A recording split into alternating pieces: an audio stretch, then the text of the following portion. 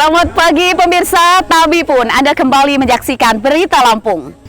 Sejumlah berita aktual dan juga informasi menarik telah kami suguhkan untuk Anda hari ini. Bersama saya Fitri Amalia, berikut Berita Lampung selengkapnya.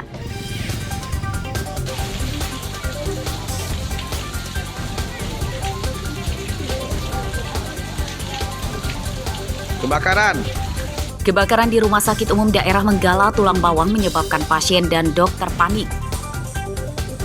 Pemadam, bantu pemadam. Kabel apa itu, Pak? Jurusan. Kawanan pencuri menggasak kabel induk PLN di Lampung Timur hingga menyebabkan listrik padam 9 jam.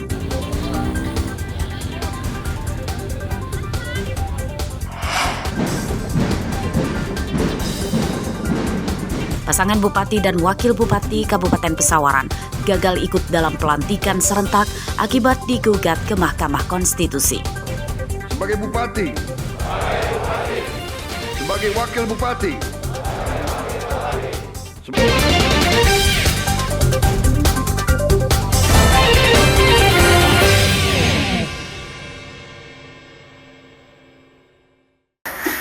Komandan. Kebakaran di Rumah Sakit Umum Daerah Menggala Tulang Bawang pada Rabu sore menyebabkan panik tim medis, pasien, dan keluarga pasien. Mereka berhamburan keluar ruangan karena khawatir terdampak. Beberapa pasien yang kabarnya terkena asap dievakuasi petugas untuk dipindahkan ke ruangan lain. Menurut petugas, api pertama kali muncul dari ruangan kosong yang tidak terpakai di samping ruang perawatan bayi. Petugas sempat menangani kebakaran dengan alat pemadam api ringan atau APAR, namun gagal. Petugas kemudian meminta bantuan petugas pemadam kebakaran karena api kian membesar.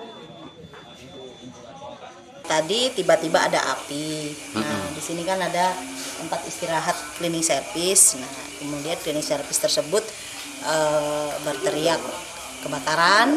Kemudian ya tim kami kan ada tim namanya tim kode red ya, kode red rumah sakit. Kemudian datang memadamkan dengan pemadam api ringan dan tidak bisa dikendalikan. Kemudian kita panggil damkar. Oke. Kemudian dipadamkan sudah. Bu, ini ada pasien nggak tadi, Bu? Kalau untuk yang ruangan yang terbakar ini memang ruangan tidak terpakai. Ya, kemudian sebelahnya yang paling dekat ini ruang perinatologi. Ruang perinatologi ini ada merawat 3 bayi. 3 bayi. Tapi kondisi aman, Bu ya? Aman, sudah dipindahkan ke ruang ICU semua. Ruangan yang terbakar kini diberi garis polisi. Penyebab kebakaran masih diselidiki dan diduga kuat akibat korsleting listrik. Kebakaran tidak merenggut korban jiwa.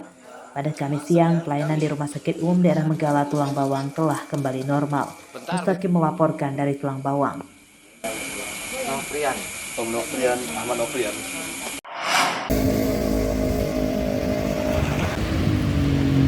Dua orang pria warga Natar Lampung Selatan melapor ke Bidang Propam Polda Lampung karena mengaku jadi korban pemerasan beberapa anggota polisi terkait masalah narkoba. Pelapor berinisial SR dan IP yang merupakan kakak dan adik yang dituduh sebagai bandar narkoba. Kejadian bermula saat kedua pelapor ditangkap di sebuah gang di Jalan Kartini, Tanjung Karang Pusat, Bandar Lampung oleh para terlapor pada hari Minggu lalu.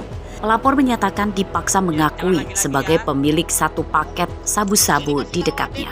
Keduanya kemudian dibebaskan setelah membayar uang 5 juta rupiah. Para pelapor menyatakan para terlapor membawa pistol dan mengaku sebagai polisi sektor, namun tidak menyebutkan asal polsek. Saya ditangkap oknum polisi, ngakunya dari sektor.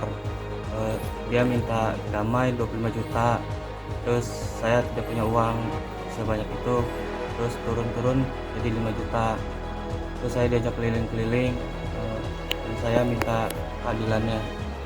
Dan saya disuruh ngaku barang siluman itu dengan oknum polisi, dan saya tidak mau mengakui saya sama si oknum polisi itu.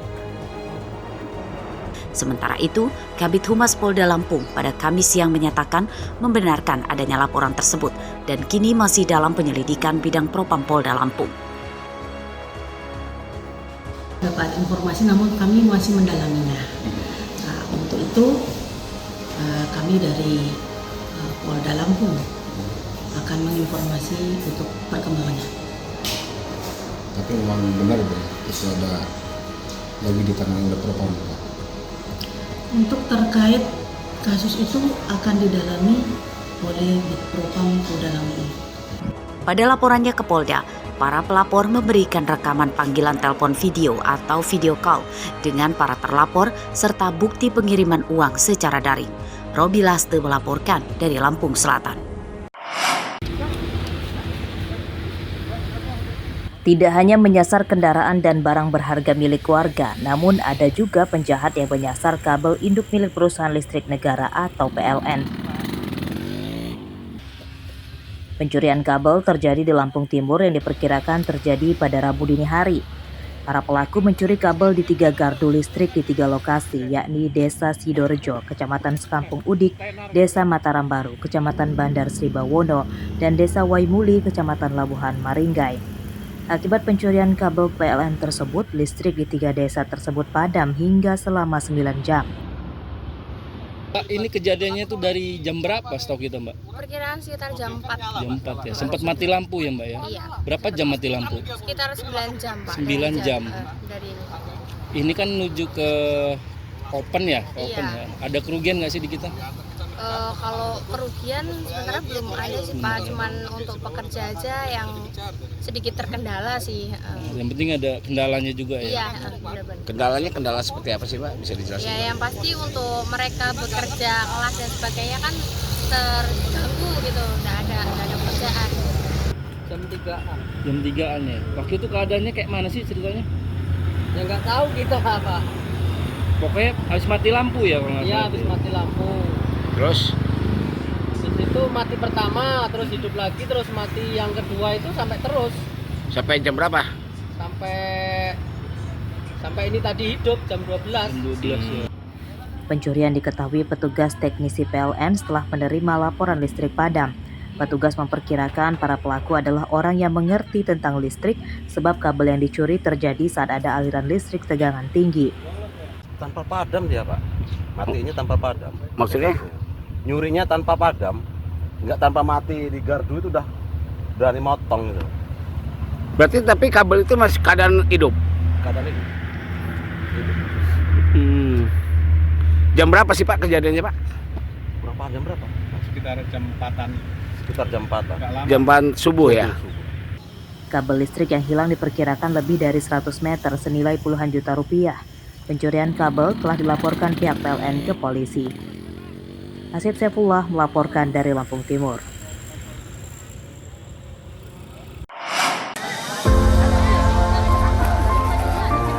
Sebanyak 200 paket nasi kotak diberikan kepada para murid penyandang disabilitas di Sekolah Luar Biasa atau SLB Negeri Desa Budidaya, Kecamatan Sidomulyo, Lampung Selatan, Kamis pagi.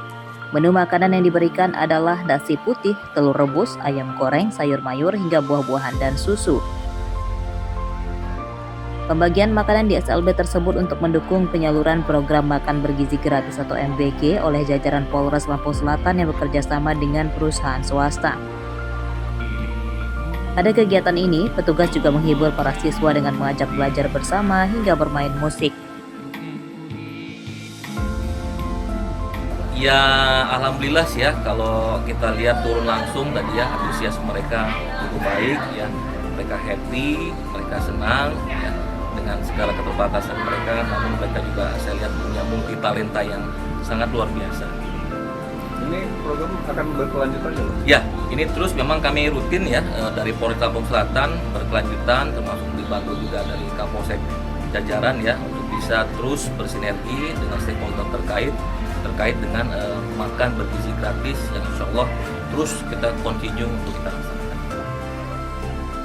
Para siswa SLB di Lampung Selatan baru pertama kalinya menerima bantuan program makanan bergizi gratis. Mereka berharap program tersebut digelar secara rutin. Aris Susanto melaporkan dari Lampung Selatan.